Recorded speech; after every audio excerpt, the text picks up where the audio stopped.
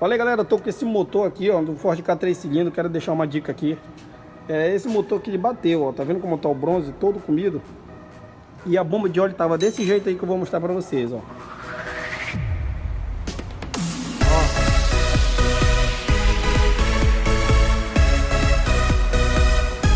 Aí, ó. Beleza, a dica vai fazer o serviço no motor desse carro porque a correia desfiou. Tem uma dica que ela é muito importante, que é o parafuso. Esse parafuso ele é desmontado, tá vendo?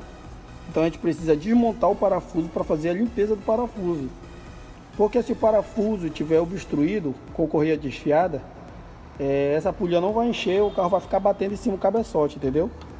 Esse parafuso a gente desmonta ele, porque entra detrito de correia dentada aqui para dentro, entendeu? Aí, galera, eu vou desmontar aqui o parafuso.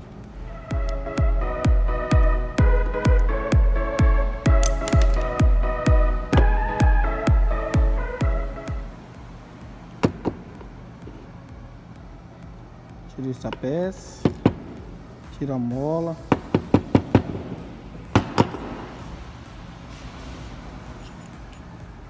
Aí, galera, essa aqui é a correia desfiada que fica, ó, tá vendo?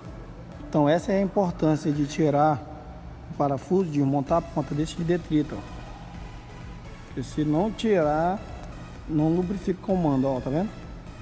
Aí, ó. Aí tem que fazer a limpeza do parafuso, limpeza da peneira, para poder o serviço ficar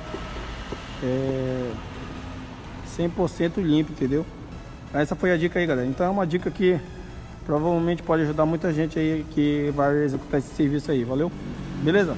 Aí, galera, não esquecendo que essa polia aqui do Ford Ka 3 cilindros, ela tem posição de montagem, entendeu? Apesar dela ser polia louca, que ela não tem chaveta, essa polia ela tem posição de montagem. Então na hora de dar o torque aqui, tem que botar a polia certinho, ó, tá vendo? Como ela tem marcação.